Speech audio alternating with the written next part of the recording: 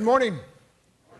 Good to see you all this morning. If you wanted to, take up your Bibles and open up to Deuteronomy chapter 5, verse 19. It's only 4 words.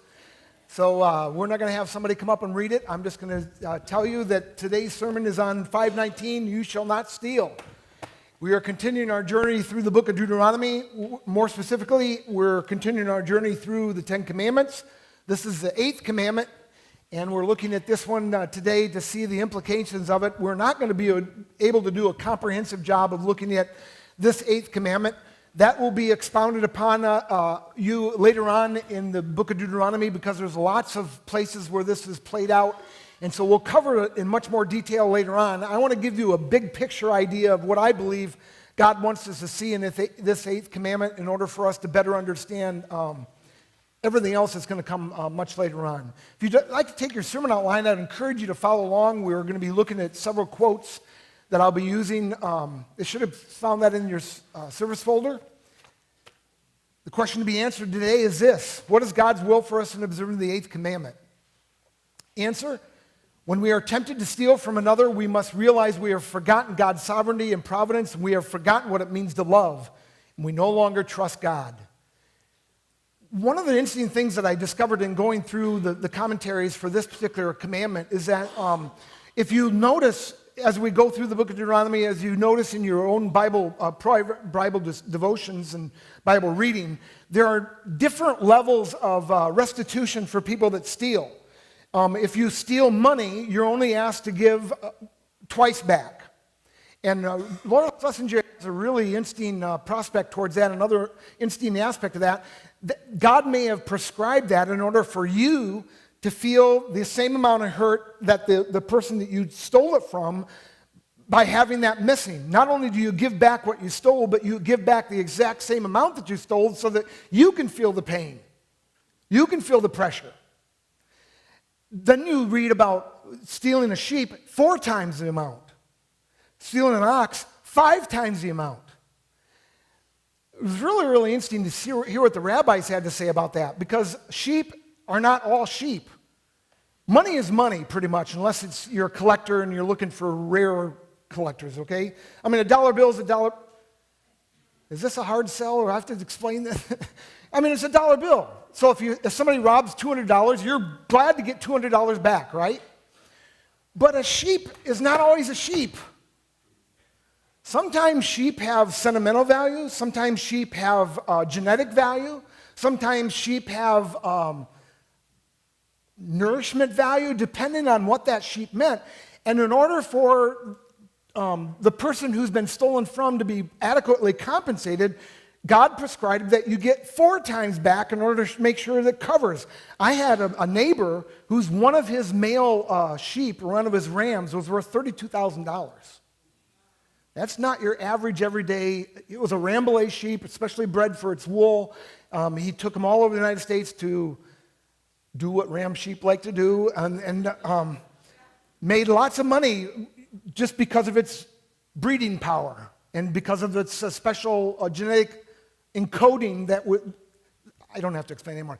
Now, also, it was only 4 times because you could see a sheep and say, "Ooh, I think I'd like to have that," pick it up and walk off with it. What about an ox? You can't do that with an ox. I can't. Harold might be able to, but I can't do that with an ox. What God may have been prescribing in having 5 times repaid is that to steal an ox, you've got to go to a lot of planning ahead of time. You've got to prepare a place to. How do you take an ox out of the neighbor's barn without the other people? Hey, what's he doing? You got to have a place to store it or a place to sell it or get rid. I mean, you've done a lot of thinking in advance in order to steal an ox. Not so much with maybe a pocket watch or a billfold. That could be more spontaneous. And so the amount of restitution was not as severe for the person who did that because you'd thought about this a lot, and it never crossed your mind, this is wrong. I thought it was very, very fascinating. We'll look at that later on as we get into the book of Deuteronomy. But when we are tempted to steal from another, we must realize we have forgotten God's sovereignty and providence. We have forgotten what it means to love, and we no longer trust God. That's what I want you to see today, because I really believe it's the overarching theme of what it means to follow God in the Ten Commandments, what it means to follow God in regard to not stealing.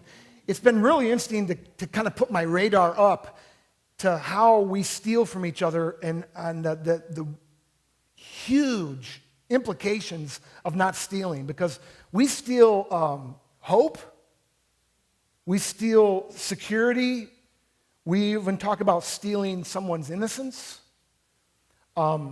Stealing, this last week, Kids Club had a Kids Club event in which they gave away 50-cent pieces. That is not normal currency. These are plastic money, by the way, and they give them away because it's currency that Kids Club uses, but 50-cent pieces are only for very special occasions. And one of the children stole one of the 50-cent pieces. Now, they had not thought that through very well, because when they went to redeem it, the first thing the person that's going to ask them is, where'd you get that? Because there's only special places you could get a 50-cent piece because it's not part of the normal currency. Even in Kids Club, they need to hear, you shall not steal. Of course, we're all honest people and never steal. If we cheat on our taxes, we're stealing. If we steal ideas, we're stealing. If we lie about our children's age so that they can get in cheaper at the movie theater, we're stealing. If we bootleg cable, we're stealing. If we cheat on an exam, if we download the software illegally, if we rob somebody of their joy. The word for the day is trust. The God of the universe wants us to build a culture, wants us to build families, wants us to build a workplace, wants us to build a church in which we can trust each other because we know we have each other's backs and won't take advantage of someone when they're not looking. And folks, when we do it God's way, we can build an environment of trust this way because we truly love each other and are not in this for ourselves. As I think more about this, the more I think the United States is in trouble because we are beginning to base everything upon greed. What is in it for me? Where the God of the universe says that our thinking should be such that we're thinking about what's in it for them. What can I do for my neighbor? What can I do for my wife? What can I do for my children? What can I do for my people at work? What can I do from the people at church? What can I do for Hillsdale? I think we had a president that one time said, ask not what your country can do for you, but ask what you can do for your country. We are so far away from that way of thinking. And the God of the universe wants us to have that kind of thinking. The God of the universe wants us to be able to realize that we live in a better culture, we live in a better community, we live in a better family, we live in a better society when we have that kind of mindset. Okay, I came across some statistics in looking up theft. This one is from statisticbrain.com. The amount of stolen materials from U.S. businesses by employees is $50 billion a year. 75% employees have confessed, this is 75% have confessed that they've stolen at least once from their employer. 37% have confessed that they've stolen twice or more from their employer. And 33% of all businesses that go into bankruptcy because of people stealing from them. 33%. I work for my son-in-law, who normally sits there in the first service. Obviously, Fred's not there in this service. He's working with the children's group. But I worked for my son-in-law for 4 months when I was in between churches and wasn't sure what God had for me. And I was always amazed at one of his other employees wasn't concerned about doing his best in order for Fred to, he had Saunders Sawmill in Addison, in order for Saunders Sawmill to survive. I said, buddy, if Fred loses his business, you're unemployed. And to be quite honest with you, he wasn't all that employable. I'm serious. I think Fred employed him only because he knew he wasn't going to be able to get a job anywhere else. And he didn't have a mind. He stole in regard to not working a good 8 hours. He stole in just not looking out for the business. You know, there's little things you can do. Just as you're walking by, throw something away, or as you're walking by, clean up something that takes you 2 seconds, but can make the workplace a better. This isn't rocket science. This is just how we should be thinking. Should be our mindset. Because folks, if the workplace is better, my life is better. If the business or employer that I'm working for is more secure, then my job security is more secure. But we're so hung up on what's in it for me that we totally miss all this, and I think we're destroying ourselves. Businesses are 4 times as likely to burglarize as homes. Okay, what must we remember to observe and keep the 8th commandment? I have 4 points. Points 1, 2, and 4 are going to go relatively quickly. Point 3, as you probably have noticed, has lots of blanks. That's because of the comprehensive nature of this, and I want to make sure we cover them all. Okay, point 1, everything belongs to God. It's all His. In His providence, He distributes everything as He has ordained. Psalm 24:1, the earth is the Lord's and everything in it. That's pretty comprehensive. I don't know about you all, but I've never seen a U-Haul behind a hearse. Doesn't happen. I've been over 250 funerals, and I can tell you that even though they throw their jewelry and all they throw different things into that casket, that person is not there. They're gone. That's just the empty apartment they once lived in. Their spirit has left the building. Elvis has left, and so is their spirit. Folks, you can't take it with you, which ultimately means you really don't own it. You don't even own your own life. You've been bought with a price. 1 Samuel chapter 2, verses 7 and 8, if you want to circle that in the little listing of verses there. The Lord sends poverty and wealth. He humbles, He exalts. The Lord raises the poor from the dust and lifts the needy from the ash heap. He seats them with princes and has them inherit a throne of honor. For the foundation of the foundation of the earth as the Lord's, upon them He has set the world. What He's saying is this: everything you own has come by God's hand to you. God has ordained that you own, and you have the income, and you have the finances that you have.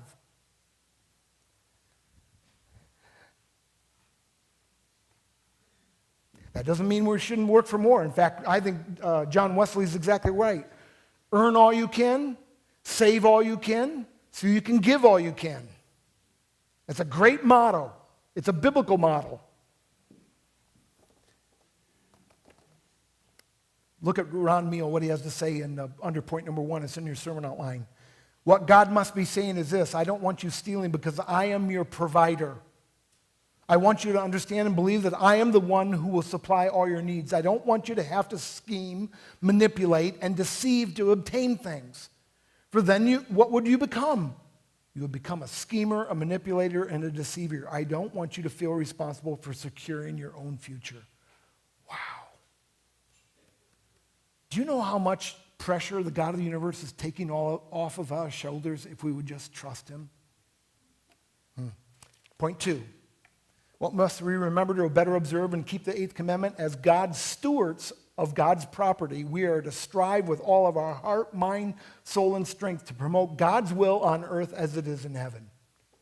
You don't own it. You are only a steward. You don't even own your children. I brought you into this world. I can take you out. They are a gift. Some of you are finding way too much joy out of that statement. They are a gift from God. And we need to better understand that we are stewards of everything that God has given us, which means all of our time, all of our resources, all of our money, all of our skills and abilities are to be used to build God's kingdom so that God's will can be done here on earth as it is in heaven. This is straight out of Matthew chapter 25 with the 10 talents. Ron Blue, this is in your sermon outline, just defines stewardship as the use of God-given resources for the accomplishment of God-given goals. In the first service, and Julie, you're not allowed to say this answer in the second service. Julie had the correct answer in the first service. See if anybody can answer correctly in the second service. I'm going to read a corporate mission statement. See if you know the corporation to which this mission statement applies. To glorify God by being a faithful steward of all that is entrusted to us. To have a positive influence on all who come in contact with.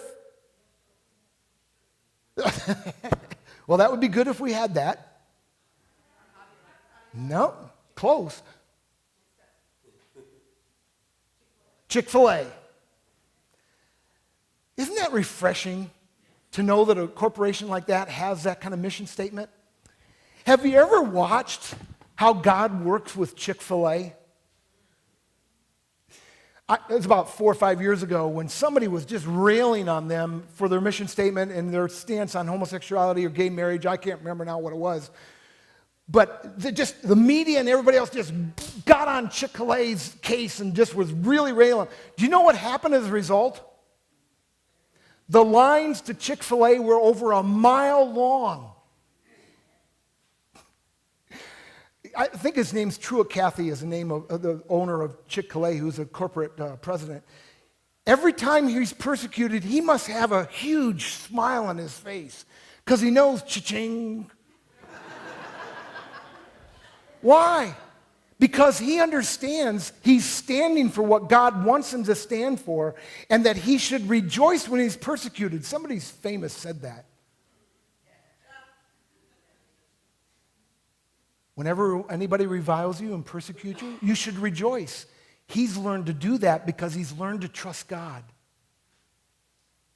He's learned that God honors those who honor him. And that Chick-fil-A does really, really well no matter what the media has to say about them. I want to read this other quote. It's under point number 2. It's from Richard Pratt. By the way, if you ever get a chance to take a class from Richard Pratt, do it. It's just a genius. The great king has summoned each of us into his throne room. This time, however, he is not entrusting jewels to us. Rather, he is distributing property. Take this portion of my kingdom, he says. I am making you my steward over your office, over your workbench, over your kitchen stove. Put your heart into mastering this part of my world. Get it in order. Unearth its treasures. Do all you can with it. Then everyone will see what a glorious king I am. That's why we get up every morning and go to work. We don't labor simply to survive. Insects do that. Our work is an honor, a privileged commission from our great king. Folks, I don't care if you're a homemaker or if you're a garbage collector, or what you do, if you do it with all your heart, mind, soul, and strength, and you do it to build God's kingdom, you can glorify God in picking up garbage. I can't tell you the number of stories that I've listened to on the news where garbage collectors make friends along the way because they're so happy to be cleaning up God's good earth that people recognize them and point them out and go, he's a really cool guy. He makes my day every time he picks up my garbage. They wait on their porches to have their garbage picked up just so they can make eye contact with him. Some of you have not caught the vision. Every single one of us have that kind of power. Every single one of us have that kind of influence. Every single one of us can usher God's kingdom here on earth as it is in heaven by what you do, by the gifts God's given you, by the resources that you have available to you in order to encourage others. Number 3, what must we remember to better observe and keep the 8 commandments? We need to know what it means to steal. So what does it mean to steal? Here's a lot of points. It's going to go fast, so write fast. Kidnapping, which is by far the most focused aspect of do not steal in the 15th century BC. That seems a little strange for us in our day and age, but that was the main emphasis that almost all the commentaries said was part of why Moses was instructed to do this. 3B, taking goods and property. That you already know. 3C, buying stolen goods is stealing because you're encouraging that market. As a guitar owner, I had a guitar store for 12 years. There were hundreds of times, that's probably not an exaggeration. I'll say dozens just to make sure it's not exaggeration because next week is about bearing false witness. So dozens of times where I was in my store, I remember one time very clearly, a guy came in with a Fender P-bass, a precision bass. Used, they were worth, this is back in the mid-'80s or so, used, they were worth $300. He wanted to sell it for $10. Woot, woot, woot. Pastor Keith, well, it wasn't Pastor Keith at that time. Keith, don't do it. You'll not be able to keep it, and you'll be tied up in legal proceedings for the next 6 months. Let it go. Boy, was that hard to do. Buying stolen goods. 3D, false standards, false weights, false measures. My wife and I were at a place where we were ministering, and there was a gas station about 10 miles away from us that always was 10 to 20% cents cheaper than everybody else. Always. And we always went, how do they do that? They're always cheaper. Didn't matter when it was. Then it came out. The state standard checked their gas measurements. It was 0.95. They were cheating everybody of 5/100ths of a gallon every time you pumped a gallon. That's why they could sell it cheaper.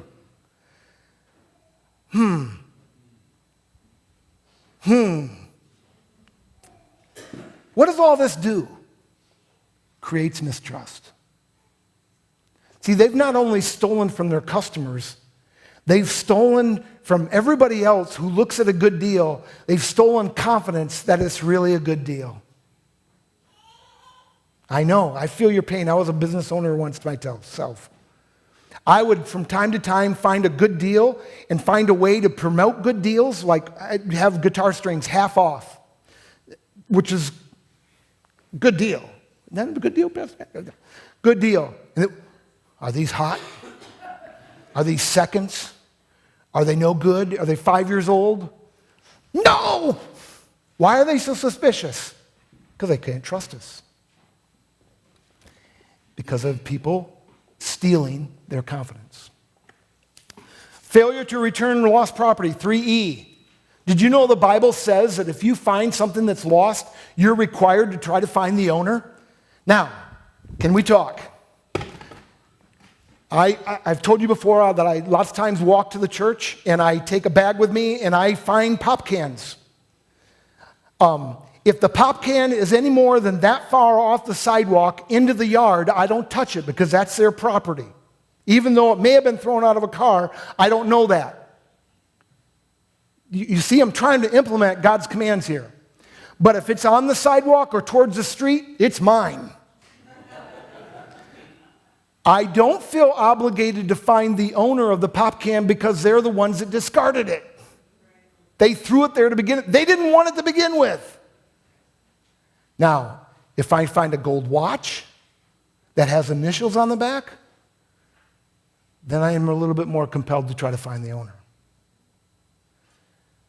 Why is God prescribing us against finders, keepers, losers, reapers? Why is he prescribing this against that?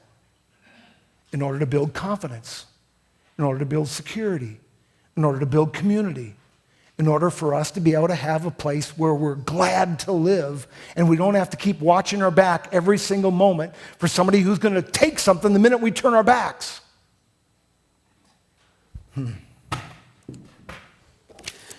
3F, wasted time.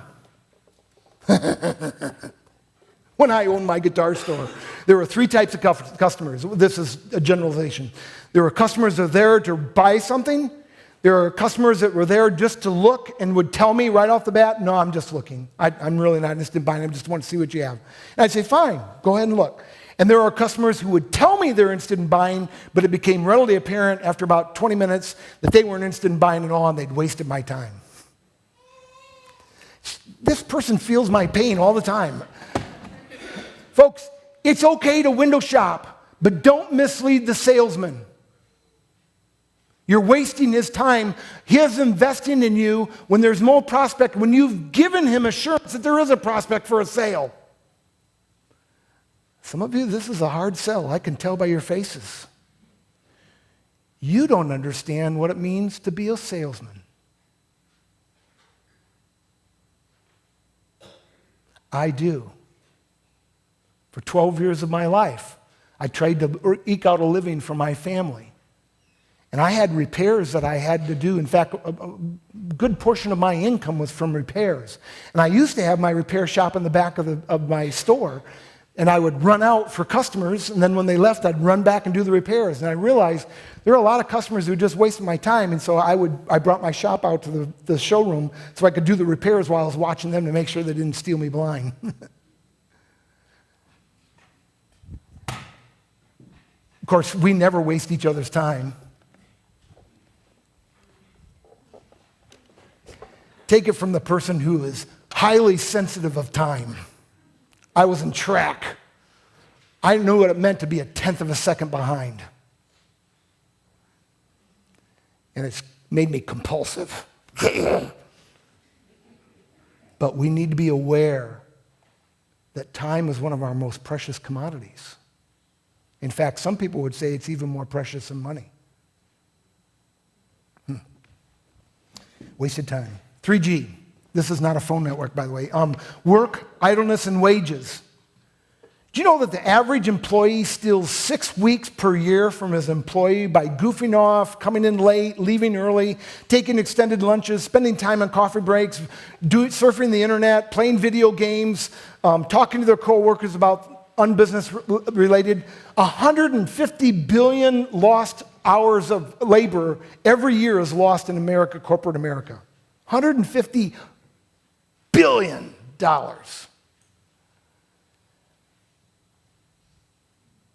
And not only do we steal from employers, but employers steal from employees as well. Benefits they were promised, wages that they deserve, it works both ways. 3H, plagiarism, intellectual property. And of all days, the quote on the front of the sermon outline, I can't give citation for. I don't know where I found it. I remember reading it somewhere, and I looked through my sources, and I couldn't find it, and it's true. Your property is an extension of your personhood. If you've ever been robbed, you know what I mean. You feel like you've been raped. You feel like you've been violated. I'll never forget my wife and I's trailer. We would shut it down for the winter months and then go back out and live on our property during the spring, summer, and fall, and then head back into town and live above the store during the winter months. But I came back out in the spring to get the trailer ready, and I realized it had been broken into, and my shotgun that I bought with my money that I earned from my 6th grade talent show winnings was gone. And I felt violated. I felt raped. And I've talked to a lot of parishioners. When they've gone through having something stolen from their houses, they feel the same way. First of all, you never feel secure again. Because you wonder, I was talking to someone just recently how they had a home security system, and they went back and reviewed the home security system, and they realized that while they were sleeping, someone had actually broke into their home and went through their stuff, and they never woke up. And they went through the security. What? This guy, can you imagine trying to sleep again? That was stolen from him. Your personhood, your property is an extension of your personhood. And I wish I could find the citation in order to give proper citation, because it's plagiarism for me not to. And I don't want to do that. And that's why I give you citations of everything that I list. Here's one you're going to love. 3I, unfair legislation, regulation, and government. You're going to love this one. Anybody know what happened September 8th, 1998 that would be an illustration of this? You remember a guy by the name of Mark McGuire? Listen to this. This is from the Sit-Pat. Citizen Patriot is the Jackson newspaper, okay? This is from the Sit-Pat, September 8th, 1998. The tax man awaiteth. Along with millions of baseball fans, the Internal Revenue Service also is watching for Mark McGuire to smack his historic 60-second home run. According to the IRS, a fan who snags the record-setting ball and returns it to McGuire may be subject to a federal gift tax if the ball is determined to be worth more than $625,000. Thus, the tax man would come even if the fan doesn't get any money for the ball. Some collectors say the historic ball may be worth $1 million. Should the fan give it to McGuire, even though he never even owned the baseball, Uncle Sam could collect from him as much as $400,000 in taxes. Now, I'm not a tax lawyer, and I'm not an IRS agent, but something's wrong with that. A fan watches an historic ball get hit to him, and if he catches it and gives it to Mike McGuire, he's subject to a $400,000 tax? Folks, if I'm in the stadium and that ball's hit to me, I'm running. No! I don't remember what happened because he hit 70 that year or something like that. It was an outrageous amount of home runs he hit that year. This is September and he's at 62, so I'm pretty sure it was around 70 that he hit. But I don't even remember what happened with the whole tax liability thing, but the whole idea even being that, there's something seriously wrong with that. We're going to talk even more in the worship point and at the conclusion about that because I really believe our nation is in trouble if we continue to head in the direction we're headed. But we'll talk later about that. 3J, obtaining by fraud, lies, deception, manipulation, cheating. 3K, foolish investments or risks. 3L, wasted resources. God gives you great resources to use and you just squander them. By the way, leaving the lights on in the church for the whole entire weekend with nobody here is wasted resources. So if you're the last one to leave, please turn off the lights. We are not Motel 6. Wasted resources. Well, that's true. During spring break, when the college students are here, we are Motel 6. Pastor Dave and Pastor Jody and Jean will say that I am ruthless when it comes to making sure that our church resources are not squandered. I don't know if you've ever noticed, but I have notes here, and the back is old notes. Why is that? Because every piece of paper has two things printed on both sides. You can go through my recycled paper and hardly ever find one that both sides have not used. Why?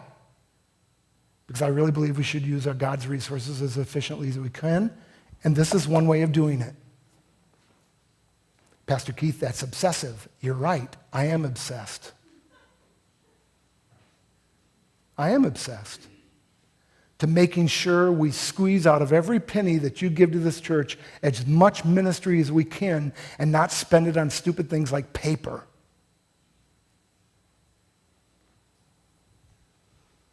How many times have we wanted to do a ministry thing because we couldn't, because we lacked the resources to do it?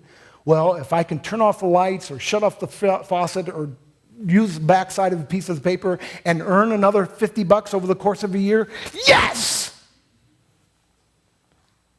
You're still obsessive. Go ahead!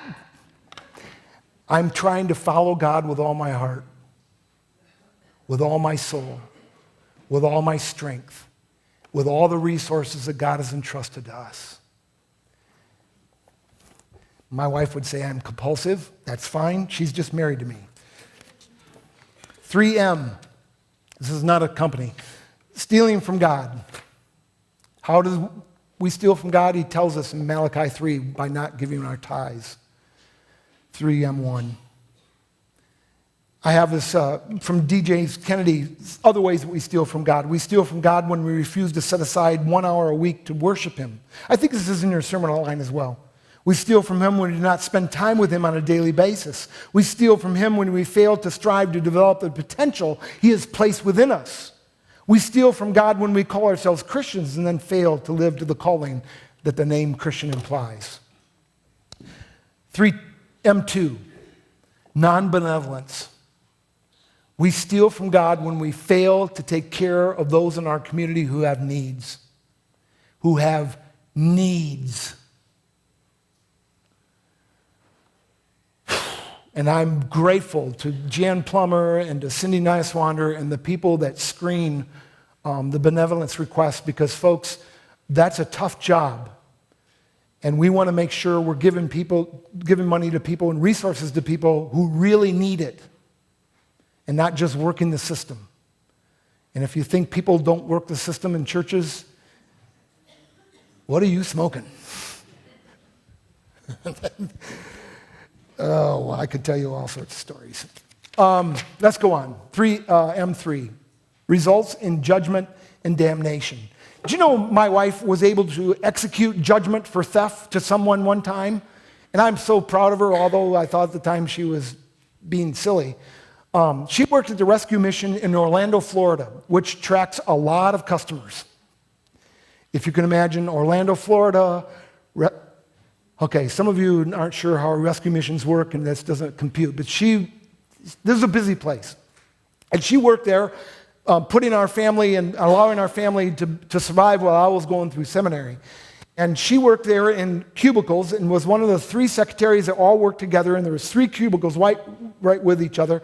And the first cubicle was open because the person was sick, the lady was sick. The second cubicle was open because the lady was filling in the front desk because the front desk person had went to lunch. And so Jean was there by herself in the third cubicle. This big guy came in and started stealing from the purse in the second cubicle, and Jean didn't know it. Jean got up in order to go to the copier to make a copy, and she saw this guy in the cubicle, and she went like this, grabbed a hold of both walls of the cubicle with her legs spread out. What are you doing? And the guy had the purse in his hands and fumbled it down, and there's coins and stuff going all over the place. And I'm going, Jean, you're an idiot. That guy could have killed you. She was undeterred. She just hit, what are you doing? And he didn't really have an explanation, so Jean called for the head of the mission. His name was Mr. Moody. Mr. Moody, I need you. Aren't you proud of her? What were you thinking? You will be caught. Be sure of this, Numbers tells us. Your sin will find you out. Okay, 4. This one's going to go quick. What must we remember to better observe and keep the 8th commandment? To steal is to deny that we believe points 1 and 2. We don't believe that we're stewards over what God has provided. We don't believe that God has provided for us. We don't believe that God takes care of us. Worship point is this. When we begin to fully understand the chaos and strife that comes with ignoring God's 8th commandment, then the stability, peace, tranquility, and love that comes by observing God's 8th commandment, we will worship. Can I just share with you very, very quickly? I know time is escaping, but when Brad Shaw and I both went to Haiti in late 1990s, 97, 98, somewhere in there.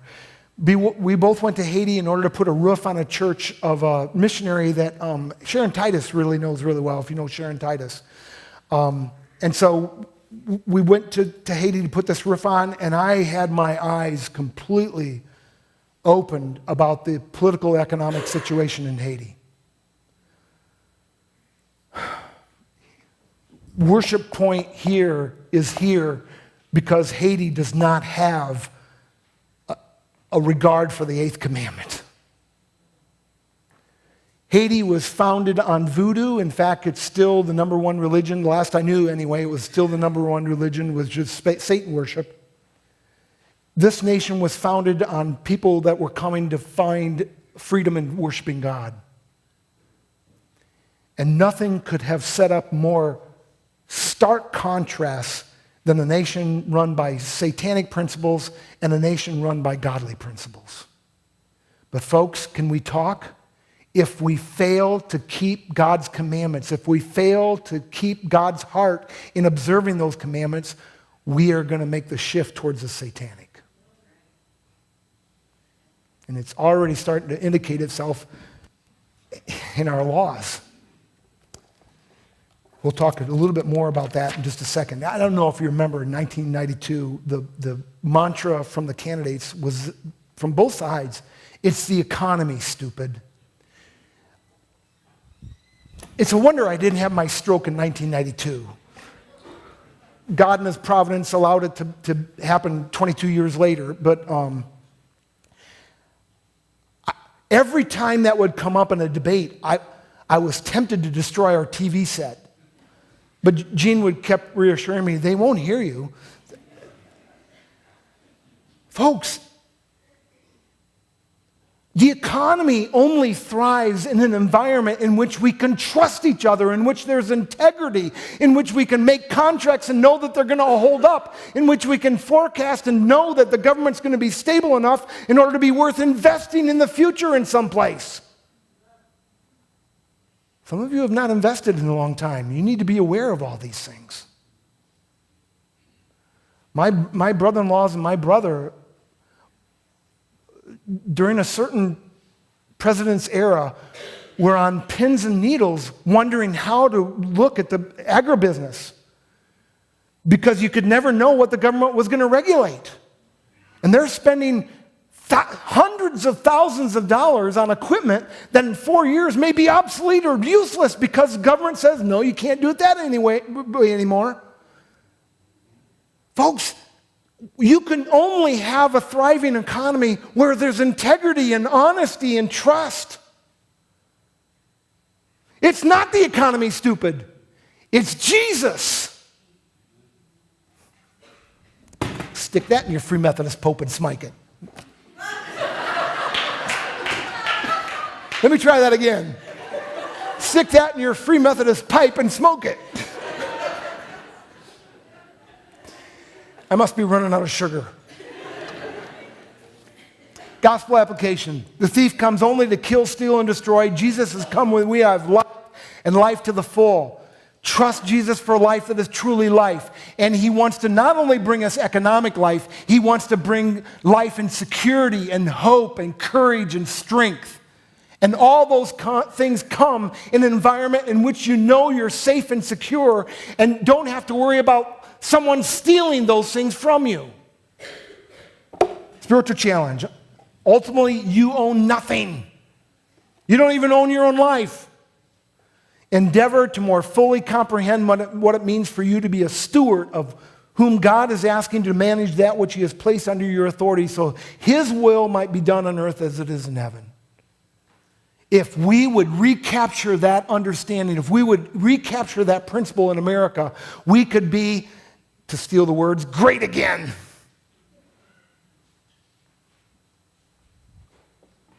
But as long as we're driven by greed, as long as we're driven by what I can do to get it out of for my sake, we will become more and more satanic all along. Because that is the driving force behind voodoo, driving force behind Satanism, the driving force behind that which is not of God. So what? Do you know what it really means to live in heaven? That is what those who trust in Christ will ultimately enjoy. Live in the now and not yet reality of the kingdom of God. Real quickly, when Brad and I went down to Haiti, I asked the guy who was our missionary that we were working under, I said, why is everything so poor? It's just stark poverty everywhere you look. And he said, it's because no one can get ahead without somebody stealing it from them. If you bring a tractor in order to make farming more productive, and in order to make it better for you to do more farming with less hours and make it more productive, If you leave your tractor out, the next morning it'll be stripped of parts and you won't be able to have anything left anymore.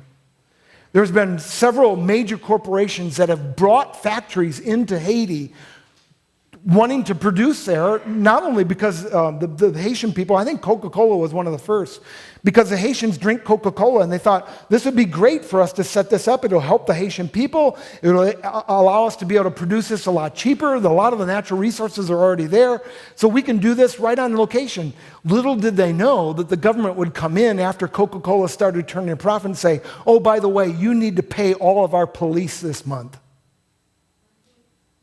Totally sight unseen. No indication that was coming. Do you know how much a bill that would be? To pay the police departments in all of the nation of Haiti? Whenever anybody gets ahead.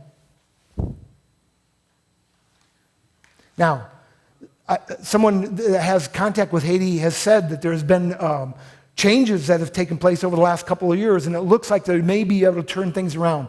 I pray that that's true. But in 1998 and 99, when Brad and I were down there, that was the spirit of the country. And can I tell you something, folks? It made me keenly aware of watching where our country is going and the spirit behind the laws and the spirit behind the politicians who promote those laws, that we are becoming more and more self-centered and more greedy in our laws and in our way of addressing things, and that will be the death of us. President John F. Kennedy was spot on. Do not ask what your country can do for you, but ask what you can do for your country. We need to recapture that spirit because it's the spirit of Jesus. It's the spirit that was in Luke chapter 10 about the Good Samaritan.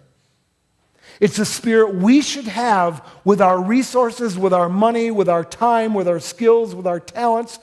What can I do to build God's kingdom with what God has given me? Because he can't take it with you anyway. I flirted with Matthew chapter 10 as the auxiliary text, which is the parable of the talents. Because, folks, I really believe that's where we need to be focused. But we just covered that in Matthew, so I let it slide. Please understand what God has for us. He wants us to enjoy prosperity. He wants us to enjoy security. He wants us to enjoy stability. He wants us to enjoy life that is truly life. But he can't give it to us as long as we're greedy and selfish. We steal it from ourselves when we steal it from others. Let's pray. God, help us.